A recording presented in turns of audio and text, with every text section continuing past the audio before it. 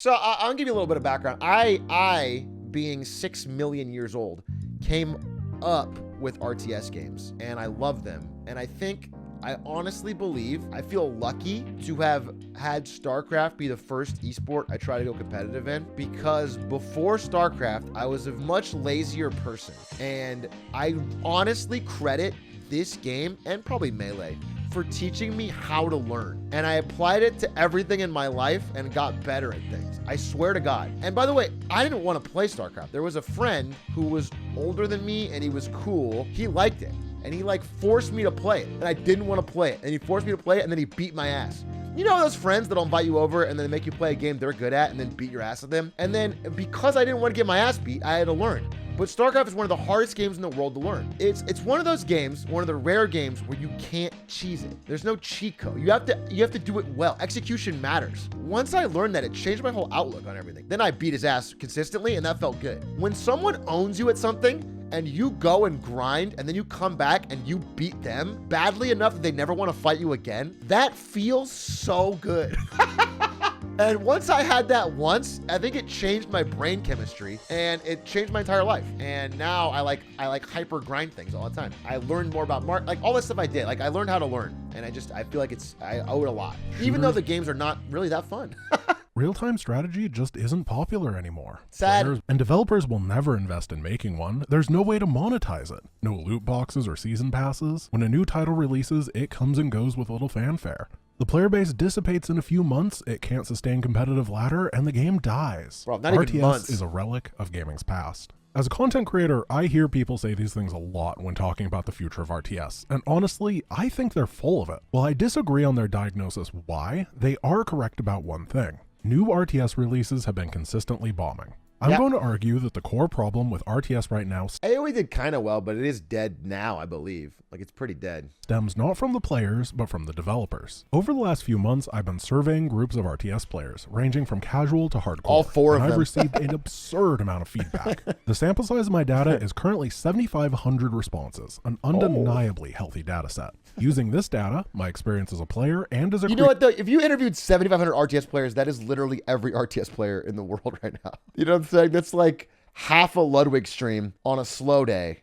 And that's like every single one. Because even when at the peak of AoE 4, when I was watching it, they were getting like, I don't know, 3K on the big streams. So how many people are playing RTS right now in March 2022? The answer is way more than you think. Getting user data for games can be pretty difficult, so I'm going to have to focus on what is currently the largest RTS, StarCraft 2. Together, StarCraft 2 is still the largest RTS? Bro, this game is old. For the full year of 2021, the average was 193.8 thousand, a 38.4% increase in number of ladder games played. Whoa! This growth is almost, unless something incredibly unexpected is happening with the math here, that means that StarCraft 2's active player base is consistently and reliably over 2 million monthly active users. This is almost 12 years after the game's release and 2 years of being with bare minimum support. This might come as a bit of a surprise, but even a decade after StarCraft 2's release, the large majority of players and viewers are casuals. Oh yeah, this is 100% facts on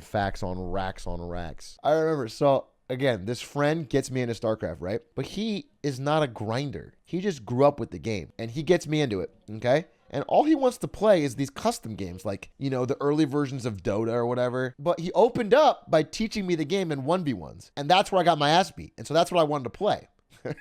So I'm like, no, let's play 1v1. And then I'd play and lose. And he's like, all right, let's play a casual game. And then I'm like, no, let's play 1v1s. And then I'd play and lose. He's like, all right, let's play a casual game. And I'd say, no, let's play 1v1s. And I'd play and lose. And I would just keep asking him to play me and beat my ass until I finally won. And then when I won, it was like, all right, fine, you won. Now let's play a casual game. And then I'm like, no, let's play. And then I'd beat his ass.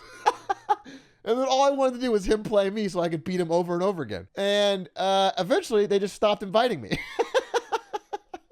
And then the only person that would play me in the whole school was this Korean kid named Si-woo, who was actually good. And then he would play me. But then I kept grinding too much. And then even he wouldn't play me until I put up my autographed Suns basketball signed by Steve Nash as a part of a competition. This is a true story. Did I win? Yeah, of course I won. What did he put up? Nothing.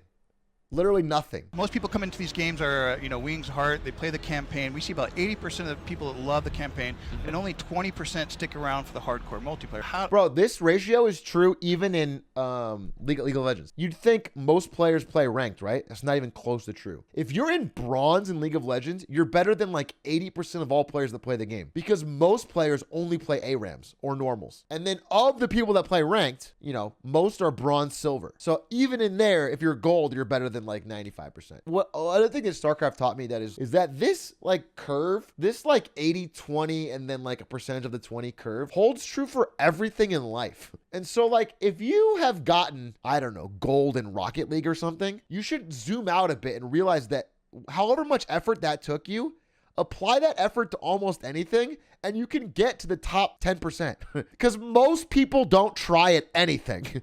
And then of the ones that try, about half are really bad. I'm not saying if you want to get to the best at anything, it's very difficult. And maybe you're going to need some kind of talent and a really dedicated practice. But if you want to get like good enough to beat almost anyone you'd see, it's really not that hard. It just takes a little bit of focused effort. And I think games taught me that. And I think it's a really good lesson. I think it's very motivating. This curve applies to anything. Like if you wanted to become a good chef, realize that just by trying for a month or two to be a good chef, like learning recipes, practicing, you're better than 80%. 80% of people don't try at all are terrible. And then from there, if you just grind a little bit harder, you're probably a gold level chef, right? Which means you're better than almost anyone. This advice does not apply to Twitch streaming. Well, Twitch streaming is a little different because you could be a great streamer with one viewer and no one notices it, because there's no meritocracy and discoverability on Twitch. YouTube's a little better. I think I think Mr. Beast is kind of proof of the example that like you can grind your way to more appealing videos for the algorithm that then get shown to more people. I think it's totally possible. Which brings us to error number 1 of most modern RTSs, focusing on competitive ladder and esports. With game releases like Grey Goo and Age of Empires 4, the focus was entirely on multiplayer. The campaign was an obvious afterthought. The AI was garbage, and at times it verged on unplayable. But this is alienating 80% of your audience. Yeah, you gotta have a good campaign. People want the campaign. And one thing I'll say about StarCraft had great multiplayer, but it also had a fantastic campaign. StarCraft 2 and 1. It's a very good point. And then even if you only play the campaign, you know enough about the game that it's fun to watch the esport. You don't need to play online to watch. StarCraft, actually, I think we did a study back when I was at Twitch. StarCraft had one of the highest ever ratios of people that don't play that watch. Almost every other game, most of the viewers are players. But in StarCraft, a lot of people watching just like watching and they don't play it at all. Melee's probably a good example. Melee has a pretty shockingly low player base, but at the big tournaments has pretty good viewership because it has great stories. Really hard games generally have this. Really hard but beautiful games. In my polls, I asked how important it was for a game to have various aspects for people to give it a try. Here's the data for having a campaign, cooperative content, ranked 1v1, and an active esports scene. So if ranked multiplayer is not the most important thing to an RTS title for most players, why do developers keep focusing on it? It's pretty simple. Selection bias. Developers want to make the best product that they can, and very often bring on active and important members of RTS communities to help give those communities what they want. But if you're a community member who makes their livelihood because of RTS, you aren't going to be a representative sample of the actual audience. True. Being a literal RTS professional, be it player or content creator, makes you the definition of hardcore. I'm not saying it's wrong to create a game that caters solely to hardcore players, but developers should know that they are actively alienating a large portion of potential players by doing so. I don't know why no RTS has done what StarCraft 2 did for their campaign, which had like a home base RPG thing where you could buy custom upgrades for your troops between missions. It was super gangster. Everybody loved it. It was really cool. I don't know why nobody else has done it. Everyone loved it. Casuals loved it. Hardcore players loved it. People love upgrading, especially when they have choices. Oh, I get this, and now my fucking Marines have jetpacks. Oh, I get this, and now I have fucking tanks that shoot twice as far. And then I go into the mission, and like I made a choice, and it's interesting, and it changes. People fucking love that shit. I don't know. It's like it's a freebie. StarCraft players in particular love to talk about how freaking hard the game is. How a ladder match is like playing chess and piano at the same time. Okay, well, don't watch my video about... There is no game that hard. Harder to master than chess. Yes, I think that. I think I spent like a fucking third of it saying exactly this. People see these views when they're looking into a game to play, and it's not a good thing. It makes people hesitant to try out the game. They're not sure they want to spend the time it takes to learn when the community makes it seem like you need a PhD to build a barracks. I think this is part of the reason that the casual to competitive conversion rate is so low. People are intimidated. My theory is this, okay? RTS games came first, and they were popular as esports back when esports was a lot smaller. Then MOBAs came along, and the unique twist of MOBAs was that when you lose in a MOBA, you can blame your team. My theory is about the diffusion of blame. Because when you lose an RTS, it feels really bad. It feels really bad because there's not much you can blame. And people blame everything because our minds aren't good at handling losses in 1v1s. Oh, your race is overpowered. Oh, Zerg's overpowered, Turn's overpowered, Poe's overpowered. Spawn location. They'll blame everything. But at the end of the day, it just doesn't feel right because the games are pretty balanced and they're pretty skill-based. And so you usually have to blame yourself, which sucks. And then MOBAs come along and you can blame your team. And it's like, holy fuck, this is awesome. Now I can lose and I don't feel bad at all. In fact, I'm playing every game perfectly, and it's always my team. And that's awesome. That's great.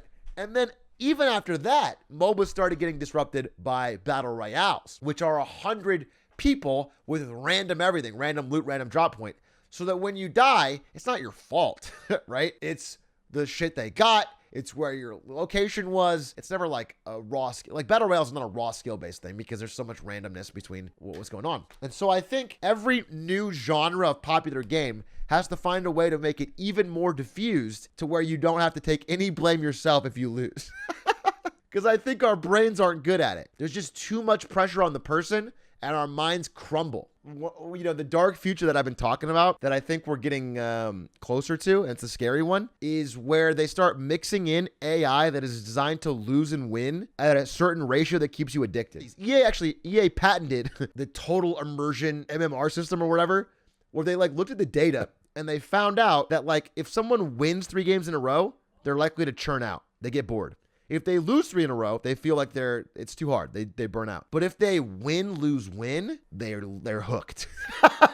Or if they win, lose, win, if you mix it in a little bit of time, they get hooked. And the future of that is like what they've done on like mobile PUBG, where you're not even playing humans and you don't know it. Where all your opponents are just AI that are designed to lose or designed to win at certain points, but like fake bots, basically. It's what I think we're going to appease the vast majority of the casual player base that make up the big money. Well, this video might be too long. I think I got the point. And I also discussed everything they say. I think, I wanted to mention this, which you mentioned here. I think a good RTS, all the great RTS had this. They had a fucking editor where you could make your own maps. And the community went hog wild and created a fucking million custom fun maps. And then all the casual players played it. And you got a bunch of free content coming out all the time. And everyone loved it. And it was super fucking fun. And then you play that, and then you could watch the esports still, and it's a big smile on your face, and you get to play Atrioc Racing and Empire Earth, created by me, and it was genius, and I was 13, and I was better than any developer, and I was better than FromSoft,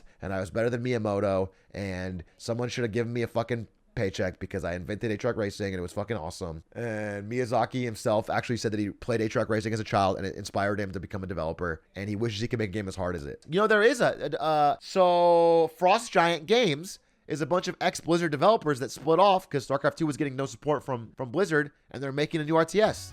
And hopefully they learn some of this stuff and make a great game. I would love to fucking play it. And in fact, if you want a streamer to try it,